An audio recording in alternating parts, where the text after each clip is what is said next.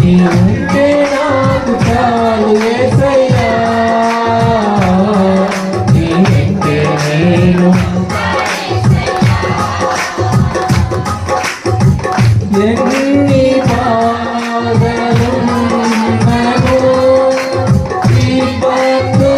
ఇబ్బందులెదురైనను ఎంత కష్టమొచ్చినా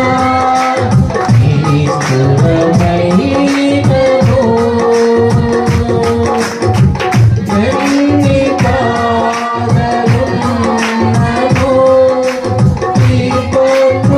ఇబ్బందులెదురైనను ఎంత కష్టమొచ్చినా నిష్ఠురమైనను నీ మాట చాలయ్యా, నీ చూపు చాలయ్యా, నీ తోడు చాలయ్యా, నీ నీరు చాలయ్యా. నీ మాట చాలయ్యా, నీ చూపు చాలయ్యా, నీ తోడు చాలయ్యా, నీ నీరు చాలయ్యా. నీ ఉంటే నాకు చాలు యేసయ్యా, నీ వెంటే నేను ఉంటానేసయ్యా, నీ ఉంటే నాకు చాలు యేసయ్యా, నీ వెంటే నేను ఉంటానేసయ్యా. బతుకునావై పాలైనను అలలు ముంచివేసినా ఆశలు అనగాడినా బతుకునావా అడిగినా కడలి పాలైనను అలలు ముంచివేసినా ఆశలు అనగాడినా నీ మాట చాలయ్యా, నీ చూపు చాలయ్యా, నీ తోడు చాలయ్యా, నీ నీరు చాలయ్యా. నీ మాట చాలయ్యా, నీ చూపు చాలయ్యా, నీ తోడు చాలయ్యా, నీ నీరు చాలయ్యా. నీ ఉంటే నాకు చాలు యేసయ్యా, నీ వెంటే నేను ఉంటానేసయ్యా, నీ ఉంటే నాకు చాలు యేసయ్యా, నీ వెంటే నేను ఉంటానేసయ్యా. ఆస్తులన్నీ పోయినా అనాథగా మిగిలినా ఆకులే నిందలాడినా ఆరోగ్యం క్షీణించినా ఆస్తులన్నీ పోయినా అనాథగా మిగిలినా ఆకులే నిందలాడినా ఆరోగ్యం చాలయ్యా, నీ తోడు చాలయ్యా, నీ నీరు చాలయ్యా. నీ మాట చాలయ్యా, నీ చూపు చాలయ్యా, నీ తోడు చాలయ్యా, నీ నీరు చాలయ్యా. నీ మాట చాలయ్యా, నీ చూపు చాలయ్యా, నీ తోడు చాలయ్యా, నీ నీరు చాలయ్యా. నీ మాట చాలయ్యా, నీ చూపు చాలయ్యా, నీ తోడు చాలయ్యా, నీ నీరు చాలయ్యా, నీ నీరు చాలయ్యా. పరిశుద్ధాత్మ అగ్ని, పరిశుద్ధాత్మ అగ్ని, అదిగో అదిగో అదిగో అదిగో పరిశుద్ధాత్మ అగ్ని, పరిశుద్ధాత్మ అగ్ని, పరిశుద్ధాత్మ అగ్ని, పరిశుద్ధాత్మ అగ్ని. అదిగో అదిగో బలపరిచే, స్వస్థపరిచే, నూతన పరిచే, బలాన్ని ధరింపజేసే, శక్తిని అనుగ్రహించే, నూతనమైన కృపనిచ్చే అగ్ని, అగ్ని, అగ్ని. రబశరకర రీఖ బాబా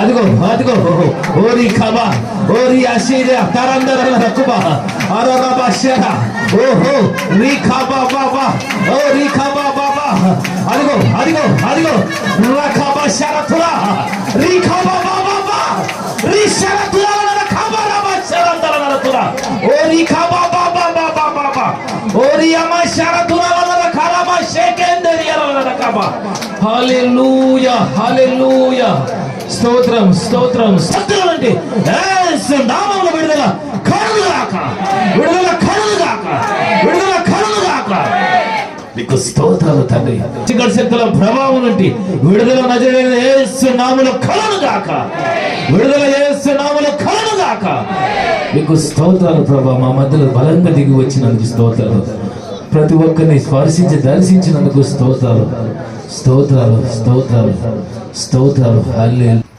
ముగిసిపోతుంది ఉపవాస ప్రార్థన కూడిక అయిపోతుంది ఆ రోజున బాప్తిసాలు కార్యక్రమం ఉంది ఎంతమంది బాప్తిసాలు తీసుకుంటున్నారు చేతులు ఎత్తండి ఒకసారి ఆదివారం పైకి ఎత్తండి హల్లెలూయా దేవునికి స్తోత్రం మీరు సిద్ధపడండి ఆదివారం ఉదయము జనవాడ అంటే వచ్చిన తర్వాత అక్కడున్న కొంతమంది ఇక్కడికి వచ్చి బాప్తిసం తీసుకుంటారు ఇక్కడే బాప్తిసాలు కార్యక్రమము జరుగుతుంది అయితే అదినము భోజనాల పరిచర్య కూడా ఉంది మొదటి అధ్యాయము శ్రద్ధగా దేవుని మాటలు మనం వినాలి రెండవ పత్రిక మొదటి అధ్యాయము 8వ వచనాన్ని చదువుదాం.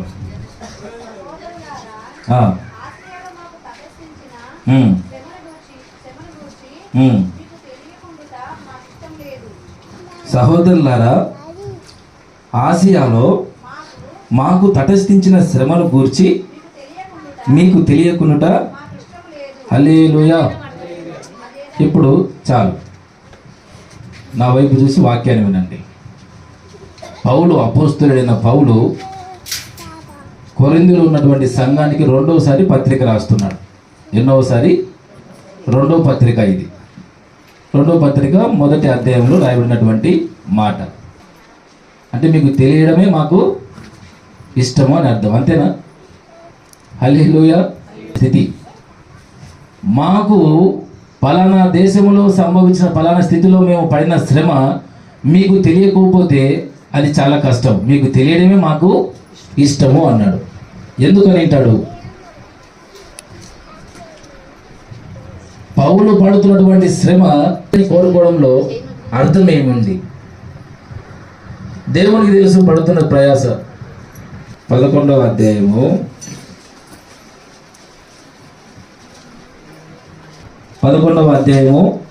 23వ వచనం.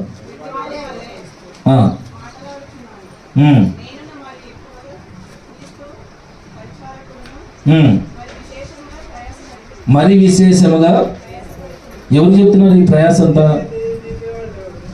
మరి విశేషముగా ప్రయాసపడుతుని మరి అనేక పర్యాయములు చెరసాలలో ఉంటిని, అపరిమితముగా దెబ్బలు తింటిని, అనేక మార్లు ప్రాణాపాయములలో ఉంటిని. నేను చదువుతున్నాను, వినండి. యూదుల చేత 5 మార్లు ఒకటి తక్కువ 40 దెబ్బలు తింటిని, 3 మారు బెత్తములతో కొట్టబడి తిని, ఒకసారి రాళ్లతో కొట్టబడి తిని, 3 మారు ఓడ పగిలి శ్రమపడి, స్వజనుల వలనైన ఆపదలలోను, అన్యజనుల వలనైన ఆపదలలోను, పట్టణములో ఆపదల్లోను, అరణ్యములో ఆపదల్లోను, సముద్రములో ఆపదల్లోను, కపట సహోదరుల వలని ఆపదల్లోను ఉంటిని. ప్రయాసముతోను, కష్టముతోను, తరచుగా జాగరణములతోనూ, చలితోనూ, దిగంబరత్వంతోనూ ఉంటిని. హల్లెలూయా. ఇంకను చెప్పవలసినవి ఇవే ఎక్కువ అనుకుంటాం. ఇంకా చెప్పాల్సినవి ఎన్ని ఉన్నాయట? పౌలు యొక్క కష్టము సంఘానికి తెలియాలని ఎందుకు కోరుకున్నాడు?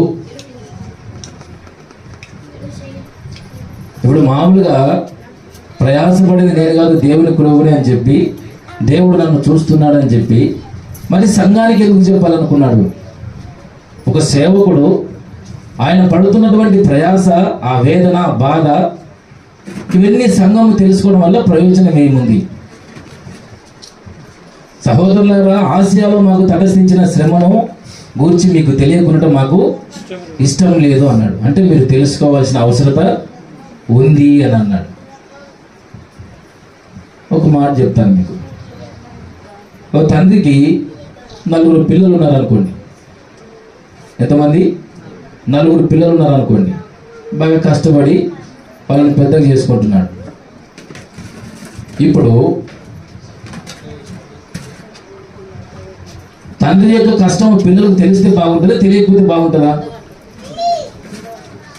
హల్లెలూయా. నా మాటలు వింటున్నారా? తండ్రి పిల్లల గురించి ఎంత కష్టపడుతున్నాడో తెలుసుకుంటే బాగుంటుందా, తెలియకుంటే బాగుంటుందా? ఎందుకు తెలుసుకోవాలి? కష్టం విలువ ఎందుకు తెలుసుకోవాలి? పిల్లలు కూడా కష్టాలు ఉంటాయి కదా, తండ్రి కష్టం ఎందుకు తెలుసుకోవాలి? హల్లెలూయా.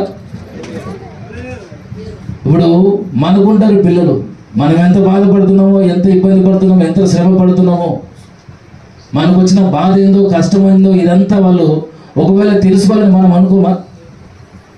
తెలుసుకోవడం ద్వారా ఏమొస్తుంది? అర్థం చేసుకునే మనసు వస్తుందా? మన తల్లి కొడుకు ఇద్దరు గొడవ పడితే నాకు ఫోన్ చేసినారు. ఎందుకన్నావు నన్ను ముందు? ఎవరు కొనమన్నారు? ఈ పైసలు నాకే, పైసలు నాకు ఈ అని చెప్పాను. పైసలు పింఛన్ పైసలు వచ్చినాయంట, పింఛన్ పైసలు ఇవ్వలేదని చెప్పేసి గొడవ. ఇవ్వకపోతే కొట్టిండు. ఆమె ఫోన్ చేసి,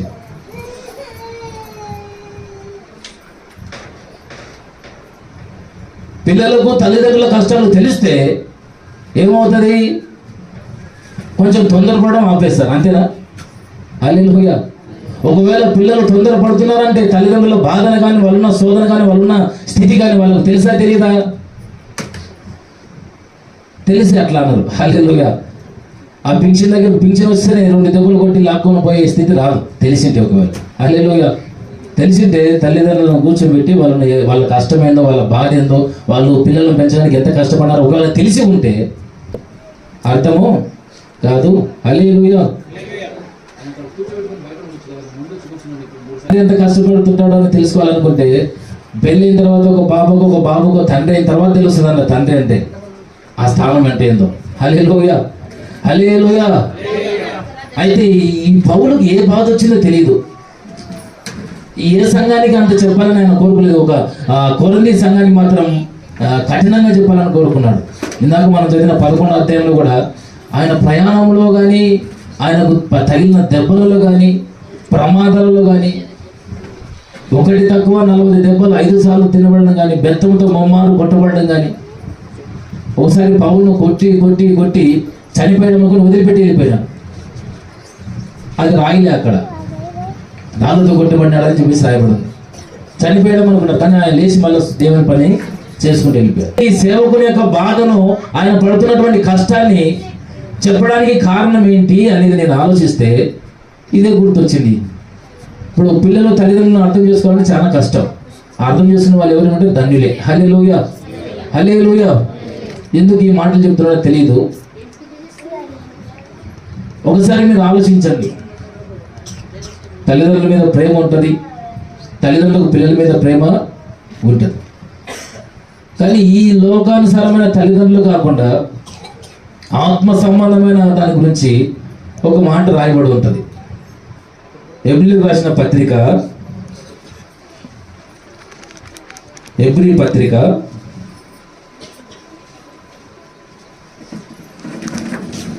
13వ అధ్యాయము 17వ వచనం.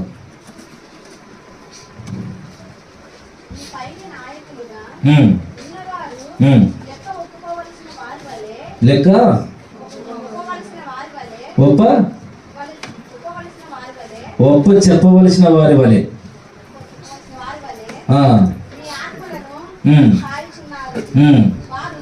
ఉన్నారు నాయకులుగా? మీ గురించి లెక్క చెప్పాలి, మీ ఆత్మల గురించి లెక్క ఎవరికి చెప్పాలి? దేవునికి చెప్పాలి. హల్లెలూయా. మీ పైన నాయకులుగా ఉన్నవారు లెక్క అప్పచెప్పవలసిన వారి వలె మీ ఆత్మను కాయిచున్నారు. కాబట్టి వాళ్ళు దుఃఖంతో ఆ పని చేసిన ఎడల మీకు ప్రయోజనమేమీ లేదు. కనుక వారి మాట విని వారికి లోబడి ఉండడము మంచిది అని చెప్పేసి అన్నారు. అది ప్రయోజనకరము అని.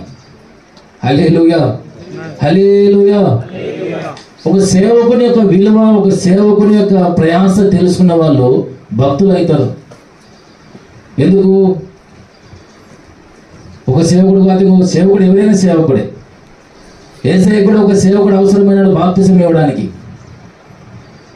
సువార్త ఎవరైనా ప్రకటించవచ్చు, బాప్తిసం ఇవ్వాలంటే అందరికీ లేదు కదా. హల్లెలూయా, హల్లెలూయా. దేవుడు పరిచర్య ధర్మం పెట్టారు కదా, ఒక సేవకుని విలువ ఏందో తెలుసుకోవాలని చెప్పేసి. ఎందుకు అనుకున్నాడు సేవకులను? ప్రజల కోసమే. సేవకుని అవసరం ఉంటే అనుకుంటాడా, అవసరం లేకపోతే ఎందుకుంటాడా? అవునా? హల్లెలూయా, హల్లెలూయా.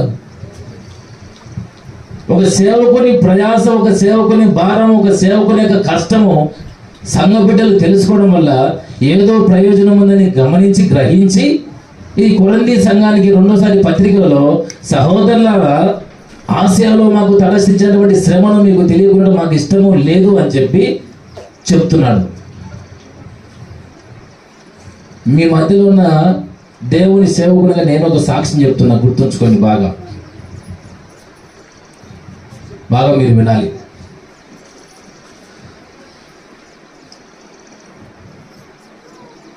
ఈ ఉపవాస ప్రార్థనలు డిక్లేర్ చేసిన తర్వాత 50 రోజులు అని చెప్పిన మరి ఇది 43వ రోజు.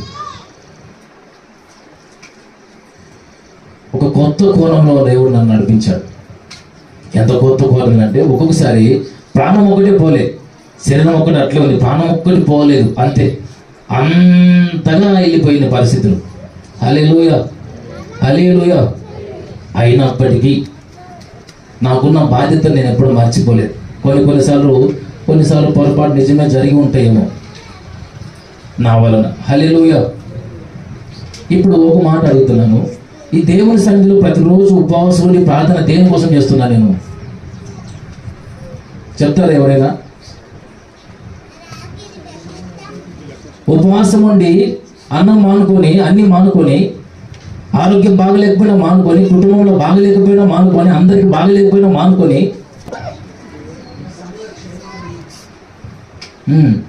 ఇంకా సంఘం అంటే ఎవరు? దేనికోసం ఉపవాసం ఉంటున్నాడు? నాకు సువర్ణగా వచ్చి సాక్ష్యం చెప్పింది. ఆమె ఎప్పుడు మైకి పెట్టుకొని చెప్తున్నా నాకు బాధ అనిపించేది, వాళ్ళ బాబుకి ఎప్పుడు బాగా చేస్తామని. అర్థమవుతుందా? గత 2 సంవత్సరాలకు పైగా అయిపోయింది వాళ్ళ బాబుకు బాగాలేక. 2 సార్లు చెప్తే బాప్తిసం విషయం వాళ్ళు కొంచెం తొందరపడ్డారు. ఇప్పుడైనా నా మాట విన్నాక దేవుడు బాగా చేస్తా అంటున్నాడు, మీరు విన్నాను నేను. ఆమె మైకి కొట్టినప్పుడల్లా మా బాబుకు ఒక్కరికి బాగలేదు అని. ఆ కృష్ణను కూడా ఏడ్చేవాడు, వద్దు ఈ దేవుడిని వదిలిపెట్టిపోతే బాగుంటుంది, నేను హనుమంతుని అది నేను చదువుకుంటే నాకు తెలుసు, ఏదైనా చేసుకుంటే బాగుంటుంది, ఈ దేవుడిని నేను ఎందుకు నమ్ముకోవాలి? చాలా మంది వస్తా ఉన్నారు కానీ నీ కొడుకుకే బాగలేదు, నీ కొడుకు బాగైతే బాగుండేది కదా, ఎప్పుడైనా నీతో నేను చేయబెట్టి ప్రార్థన చేయించుకున్నానా అని చెప్పేసి అన్నాడు. ఎప్పుడైనా నీతో చేయబెట్టి నేను ఎప్పుడైనా ప్రార్థన చేయించుకున్నానా? చేయించలేదు. ఎందుకు తెలుసా? నాకున్న బాధ అలాంటిది. 3 సంవత్సరాలు నా కొడుకుకు బాగలేక, నేను బంధువులకు చెప్పుకోలేక, అట్లా దేవుని వదిలిపెట్టుకోలేక ఎంత నరక వేదన పడుతున్నా నాకు తెలుసు. ఒకరోజు డిసైడ్ అయిపోయినాడు, వద్దు దేవుడు వద్దు అని చెప్పేసి అనుకో. అట్లా దేవుని వదలలేక, అట్లా మన లోకంలో కలిసిపోలేక, మనసాక్షి ఒప్పుగా నలుగుట్టబడిన స్థితి ఉంది. ఈరోజు నాకు వచ్చి సాక్షి చెప్పింది, మా కొడుకుకు మంచిగా అయిపోయింది. చర్చికి వస్తూ కూడా వాళ్ళ బాధ ఎక్కడ బాగాక, చర్చిలు కూడా బాగాక, వెళ్ళి ఇట్లా మంత్రాల దగ్గరికి అక్కడ ఇక్కడ పోయి పైసలు ఖర్చు పెట్టుకొని వచ్చారు. కొన్నిసార్లు తెలిసిపోయినారు, కొన్నిసార్లు తెలియకుండా కూడా పోయి వచ్చినారు. ఒక సేవకుడు ఉపవాసం ఉండి అన్ని ఆహారాన్ని కూడా దూరం అయిపోయి ఎందుకు నల్లగొట్టుకుంటాడు? శరీరాన్ని ఎందుకు నిలబెట్టుకుంటాడు? మా చిన్నోడు అనుకోకుండా అడ్మిట్ కావాల్సింది వస్తుందని ఒక వారం ముందే నాకు దర్శనం వస్తే ఏమవుతుందో చూద్దామని అనుకున్నాం. కానీ అప్పటికప్పుడు రాత్రి తీసుకుని పోయినాం. మా ఊరికి సెలైన్ పెట్టడానికి ఇట్లా చేయబట్టుకున్న ఫోన్ వచ్చింది, ఏదో వాళ్ళకి బాగలేదని. అట్లే వదిలిపెట్టి బయటకు వచ్చి వాళ్ళకి ప్రార్థన చేసుకుంటున్నా. ఎందుకున్నా తెలియాలి, సంఘానికి తెలియాలి. ఒక సేవకుడు ఎందుకు ప్రయాసపడుతున్నాడు, ఆయన బాధ ఏంది, ఆయన కష్టమైంది, ఎవరి గురించి బాధపడుతున్నాడో తెలియాలి. ఈ తెలియడం ద్వారా ఏమవుతుందంటే క్షేమకరము అని రాయబడింది, ప్రయోజనము అని రాయబడింది. హల్లెలూయా. ఒక సేవకుని అంటే సేవకులు చాలా మంది ఉంటారు, రకరకాల సేవకులు బయలుదేరినారు. ఒకరినొకరు కలుసుకొని, ఒకరినొకరు బహిరంగంగా దూషించుకొని, ఏదో మనకు వస్తే చాలే, వాళ్ళు ఏమైతే పోలే అని చెప్పేసి అనుకునే వాళ్ళు ఉంటారు. అయితే ఈ ఉపవాస ప్రార్థనలో డిక్లేర్ చేసిన తర్వాత మీ మధ్యలో సేవకుడు డబ్బు కోసం పనిచేస్తుడు అయితే కాదు. మీకు తెలిసి ఇప్పుడు మీరు మంచి కోసం అనుకున్నా, చెడు కోసం అనుకున్నా, నా మనసులో దేవుడు ఉంచిన మాటలు మీకు తెలియాలని ఆ రోజు పౌలు కోరుకున్నాడు, ఇప్పుడు నేను కోరుకున్నా, దేవుడు ఇష్టపడ్డాడు. హల్లెలూయా, హల్లెలూయా. ఒకవేళ డబ్బుకే నేను ఆశపడి, ఒకవేళ డబ్బు కోసం సేవ చేస్తున్నా ఇంతే కదా, నా ఉద్యోగాన్ని నేను రిజైన్ చేయను. మా పాస్టర్ మా బిఎస్ నర్సింగ్ చదివి జాబ్ చేసింది ఒమేగా క్యాన్సర్ హాస్పిటల్లో 2 years. ఇద్దరం జాబ్ చేయాల్సిన అవసరం వచ్చేది ఒకవేళ డబ్బు కావాలనుకుంటే. సేవ దర్శనం వస్తే ఇద్దరం ఉద్యోగాలు వదులుకున్న తర్వాత ఇద్దరం బయలుదేరి వస్తున్నప్పుడు అక్కడ అక్కడ విశ్వాసాలు ఎవరు లేరు, మీకు స్థలం లేదు, ఇల్లు లేదు, తెలియని ప్రాంతానికి వెళ్తున్నారు. సంఘం అంతా వచ్చి మీకు ఖర్చులకు సరిపోయేంత కానుకలు వచ్చేంత వరకు ఎవరో ఒకరు జాబ్ చేయండి. ఇద్దరికి జాబులు ఉన్నాయి కదా, ఇద్దరు రిజైన్ చేయొద్దు అని చెప్పేసి బతిమాలుకున్నాడు మా నాన్న. ఇప్పుడు లేడు, మా నాన్న చనిపోయి 3 సంవత్సరాలు అయింది. అంతకంటే ముందు మేము సేవకు వస్తామని 7 సంవత్సరాల క్రితం ఈ మాట చెప్పారు. కానీ రోషం కలిగి చేస్తే దేవునికి పోయినా పర్లేదు. ఆ త్యాగం మాకున్న మా పాస్టర్ నన్ను చూసుకుని నన్ను కూడా ఓర్పుతో సహించుకొని ఉండిపోయింది. తెలియాలి, సంఘం తెలుసుకోవాలి. ముందు మీకు నియమించబడిన సేవకులు ఎవరో మీరు తెలుసుకుంటే అది మీకు క్షేమకరం అని దేవుడు అంటాడు. కొన్నిసార్లు ఉన్న పరిస్థితులను బట్టి మీకు ఫోన్లు రాకపోయి ఉండొచ్చు. దేవుని సన్నిధిలో దేవుని సాక్షి చెప్తున్నా, ప్రతిరోజు మీ గురించి ప్రార్థన చేయకుండా నిద్రపోయిన సేవకుడు కాదు ఈ సేవకుడు, గుర్తుంచుకోండి. తెలుగు టైంలో ఫోన్ చేసినా, ఫోన్ లిఫ్ట్ చేసినా, నేను ఒకవేళ అప్పుడు అందుబాటులో లేకపోతే తర్వాత మళ్ళీ కాల్ బ్యాక్ చేసి నేను మాట్లాడిన రోజులు ఉన్నాయి. నా కుటుంబాన్ని, నా పిల్లలను అందరినీ కూడా పక్కన పెట్టి సంఘం కోసం నేను ప్రాణాత్మ దేహాలుగా పోయబడినటువంటి స్థితి కూడా నేను అనుభవించిన. ఈ స్థితి మీకు ఎందుకు తెలియాలి? తెలుసుకోవడం ద్వారా మీకు ప్రయోజనకరం ఉంది. తెలుసుకోవడం ద్వారా మీకు ప్రయోజనకరము, క్షేమకరం ఉందని అక్కడ రాయబడి ఉంది. మీ పైన నాయకులు ఉన్నవారు మీకు సంబంధించిన ఆత్మలకు లెక్క దేవుడికి చెప్పుకోవాలి. మిమ్మల్ని ఏం అడగడు దేవుడు. నువ్వెందుకు తప్పు చేసావు బిడ్డ, నువ్వెందుకు పడిపోయావు, నువ్వెందుకు పాపం చేసావని మీ గురించి అడగడం. మీరు చర్చకు వచ్చారు కాబట్టి మీరు ఏదైనా చేస్తే నన్ను అడుగుతాడు. ఎవరిని అడుగుతాడు? నన్ను అడుగుతారు. నీకు వాళ్ళను తీసుకొచ్చి నీకు అప్పగించి కదా, నీ మందిరంలో నీకు ఉంచాను కదా, వాళ్ళ గురించి నువ్వు ఎంత భారంతో ప్రార్థన చేసావు, ఎంతగా ఆ ఆశతో వాళ్ళ గురించి విజ్ఞాపన చేసావు, వాళ్ళ గురించి నువ్వు పట్టించుకున్నావా, ప్రార్థన చేసావా లేదా అని ఇవన్నీ ఎవరు చెప్పుకోవాలి? నేను దేవుని చెప్పుకోవాలా, దేవుని చెప్పుకోవాలా. మీరు ఏ తప్పు చేసినా, మీరు ఒకవేళ పరలోక రాజ్యం రాకుండా ఒకవేళ జారిపోయి తప్పిపోయి ఏదైనా ఏదైనా పాపం జరగాలని జరిగి దేవునికి దూరం అయిపోయి మీరు లోకంలో కలిసిపోతే దానికి కూడా బాధ్యత నాదే. ఏమనుకున్నారు సేవ అంటే? మీ పైన నాయకులు ఉన్న వారు లెక్క అప్పచెప్పవలసిన వారి వలె మీ ఆత్మను కాయిచున్నారు. మీకు ఏ పొరపాటు జరిగినా దానికి బాధ్యత నేను వహించాలా. ఇప్పుడు ఈ ఊర్లలో గొర్రెల మందులు ఉంటాయా? అందరూ వాళ్ళ కొన్ని వీళ్ళ కొన్ని అన్ని కలిపి ఒక జీతగాన్ని తోలుతారు. గొర్రెకి ఏదైనా అయిందనుకో, గాయం అయిందనుకో, ఎవరిని అడుగుతారు? అర్థం కాలే. ఇప్పుడు గేదెలన్నీ మందుకు తోలుతారు, ఒక కాయలు పెట్టి. ఒకటి తప్పిపోయింది దానికి ఎవరిని అడుగుతారు? ఎట్లా తప్పిపోయిందని ఎవరిని అడుగుతారు? నిద్రపోతుంది, వా ఏం కావాల్సి అని చెప్పేసి అనరా? కట్టు, దానికి కావాల్సిన విలువ కట్టు అని చెప్పేసి అంటారు, అనరా? ఏమనుకున్నారు సేవ అంటే? ఏదో వచ్చి ప్రార్థన చేసుకొని కొంచెం మీకు ప్రేరేపించడానికి వరకు కానికిచ్చి పోయేది కాదు సేవ అంటే. అట్లా చేయాలనుకుంటే దాంట్లో నేను మీకంటే ఫస్ట్ ఉంటాను. నేను బ్యాంక్ జాబ్ చేసేటప్పుడు చేయనప్పుడు నాకు వచ్చిన దాంట్లో కరెక్ట్గా దశభాగం ఇచ్చి సేవకులను ప్రేమించి సేవకుల బట్టలు ఉతికి సేవకుల దగ్గర వండి పెట్టుకొని వాళ్ళ పాదాల దగ్గర కూర్చొని వాళ్ళ నిద్రలు వచ్చేంత వరకు వాళ్ళ పాదాలు ఒత్తుకుంటున్నాను నేను. విశ్వాసి ఉన్నప్పుడు, సేవకుడు ఉన్నప్పుడు కాదు. ధైర్యంగా చెప్తున్నా.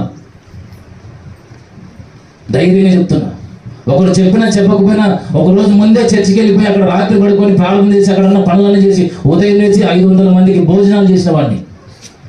ఉదయం లేచి సాంబార్ అన్నము కొంతమంది సహోదరులను పట్టుకొని భోజనాలు సిద్ధపరిచేవాడిని.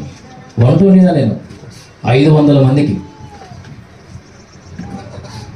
మరి మీరు విశ్వాసంగా నాలా ఉండాలని నేను కోరుకోను, మీరు తెలియాలని చెప్తున్నా. మీ స్టేజ్ దాటింది నాది, నన్ను సేవకునిగా ఏర్పరచుకున్నాడు. ఈ సేవకుని స్థితి వేరు, మంది గురించి లెక్క చెప్పుకోవాలా. మీకు తెలుసో లేదో, కొన్నిసార్లు నాలంటే ఫోన్లు మీకు రావడం కొన్నిసార్లు లేట్ అవుతుంటుందేమో, కానీ ప్రతి ఒక్కరి గురించి ప్రార్థించడం ఏ రోజు కూడా మానుకోలేదు. దేవుని సాక్షిగా దేవుని సన్నిధిలో చెప్తున్నారు. ఉదయం సాయంకాలంలో ప్రార్థన జరగకుండా ఉండడం ఎందుకు? కారణం ఏంటి? ఎవరికి ఏ బాధ ఉందో, ఎవరికి ఏ స్థితి ఉందో, ఎవరికి ఏ స్థితి ఉన్నా ప్రతిరోజు విజ్ఞాపన చేయడం నా పని. హల్లెలూయా, హల్లెలూయా. ఈ భారం మీకు తెలిసినప్పుడు, సేవకుని విలువ తెలిసినప్పుడు పరిచర్య ముందుకెళ్ళడానికి ఇష్టపడతారు. హల్లెలూయా, హల్లెలూయా. ఇంకా కొత్త విషయం, సేవకు వచ్చినప్పుడు నేను మా పాస్టర్ అని ఎవరు లేదు తెలుసా.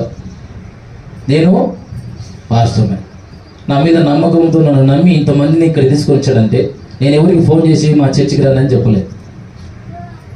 ఈ 5 సంవత్సరాలు 6 సంవత్సరాల పరిచయం తర్వాత 7 సంవత్సరాలు ఇంతమంది ఇక్కడ కూడుకొని ఉన్నారంటే ఎంత జాగ్రత్త ఉండాల్సి వస్తుంది. నేను ఒకే ఆత్మ ఉందనుకో, భారం తక్కువ ఉండదా ఎక్కువ ఉండదా? నా మాట మీకు అర్థమవుతుందా? చర్చికి ఒక్కరే వస్తున్నారు అనుకో, ఎక్కువ కష్టపడాలా తక్కువ కష్టపడాలా? చాలా మంది ఎక్కువ మంది వస్తే ప్రయోజనం అనుకుంటారు. నేను అంటున్నా, ఎంత తక్కువ మంది వస్తే అంత మంచిది నేను అనుకుంటాను. ఎందుకు? ఎక్కువ మందికి కష్టాలు ఉంటే, ఇప్పుడు నాకు ఎన్ని ఫోన్లు వస్తాయి తెలుసా? నా చెల్లికి ఎన్ని ఫోన్లు వస్తాయి తెలుసా మీకు? రోజుకి జనవాడలో ఒక 100 మంది సంఘం ఉన్నారు, ఒక 100 మంది దాకా ఉంటారు. దాదాపుగా 38 కుటుంబాలే ఉన్నాయి. నాకు రోజుకి ఎన్ని ఫోన్లు వస్తాయి తెలుసా? రాత్రులు 2 గంటలు 3 గంటలు కూడా ఎన్నిసార్లు ఫోన్లు వస్తాయి తెలుసా? హల్లెలూయా, హల్లెలూయా. ఎన్ని గంటల సేపు నేను ఫోన్ మాట్లాడుతున్నా వస్తాయి తెలుసా? మన సంఘ వీళ్ళు కూడా ఫోన్ చేస్తుంటారా? నాకు కుదిరినప్పుడు నేను మీకు ఫోన్ చేస్తుంటానా? ఇంతమంది ఉన్నారంటే భారం ఉంటుందా? జాగ్రత్త ఉండదా?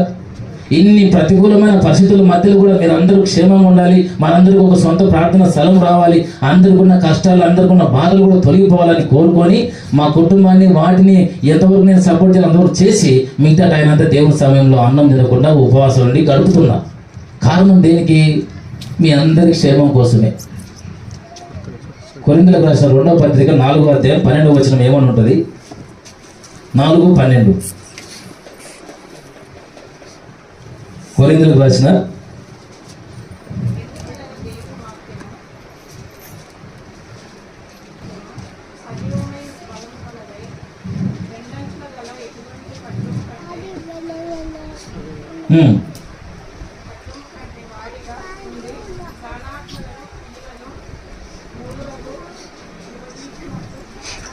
హల్లెలూయా.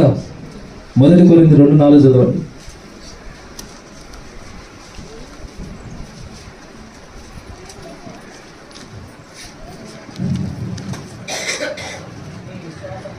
మీ విశ్వాసము మనుషుల జ్ఞానమును ఆధారం చేసుకొనక దేవుని శక్తిని ఆధారం చేసుకొని ఉండవలెనని అని అన్నాడు.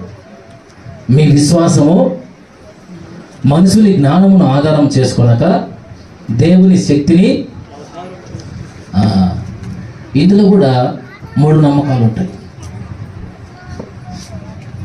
ఇప్పుడు చెప్పి మాటలు జాగ్రత్తగా మీరు నేను తొందరగా నేను ముగిస్తాను. ఒక సేవకుడు ఎందుకు ఇంత ప్రయాసపడి కష్టపడతాడు అంటే, ఒకటి చెప్తే మీరు ఏరే వాళ్ళు చెప్పుకొని వాళ్ళు చెప్పుకుంటే అయిపోతుంది కదా, అంతేనా?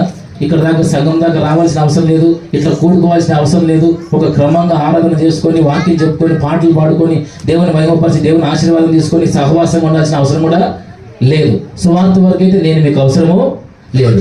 మరి ఏర్పరచుకున్నాడంటే సువార్తకు మించి ఏదైనా అవసరం ఉంటుంది కదా, ఉంటుందా? హల్లెలూయా, హల్లెలూయా. ఇప్పుడు దయ్యంగాని గురించి చెప్తున్నా.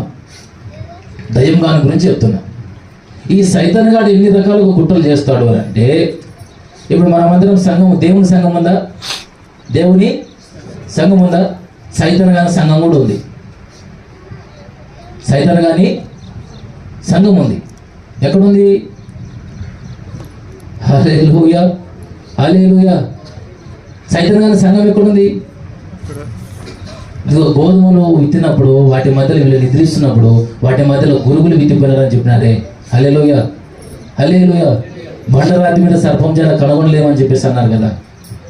దేవుని సంఘములోనే తెలియకుండా రక్షణ పొందుకొని బాప్తిసం పొందుకొని ఆత్మను పొందుకొని మర్మాలన్నీ బోధించగలిగినటువంటి విడుదలని ఎప్పుడు తెలుస్తుందంటే వాళ్ళు చనిపోయిన తర్వాత నరకానికి వెళ్తేప్పుడు తెలుస్తుంది. అంతవరకు ఎవరికి తెలియదు.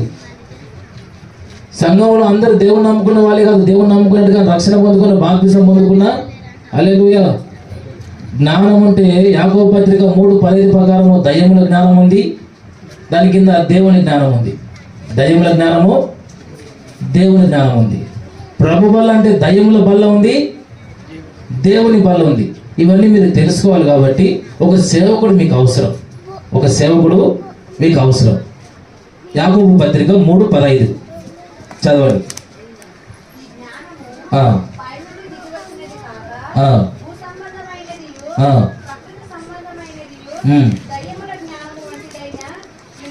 హల్లెలూయా. జ్ఞానములో 2 రకాలు, ఒకటి దేవుంది, రెండవది దయ్యాన్ని. మొదటి కొరింథీ పత్రిక 10వ అధ్యాయం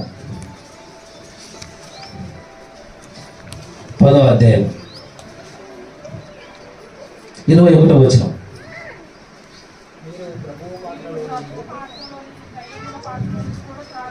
హల్లెలూయా. కింద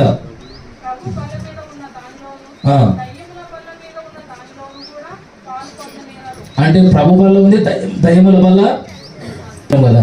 దయ్యములది కూడా అట్లా చేస్తాడు. ఎక్కడ చేస్తాడు? ఇక్కడే. లోబడకుండా అవిధేయంగా తీసుకునే వాళ్ళందరూ బలహీనులు, రోగులు, అనేకులు చనిపోయే వాళ్ళు ఎందుకు అవుతారంటే ఇది ప్రతి క్రమంలో, దేవుడు నియమించిన ప్రతి క్రమంలో సైతాన్ గాడు ఒక ప్రాసెస్ను ప్రవేశపెట్టున్నాడు. రక్షణ అనుకుంటారా? వాళ్ళు కూడా మహాగా ఉంటారు. ఇప్పుడు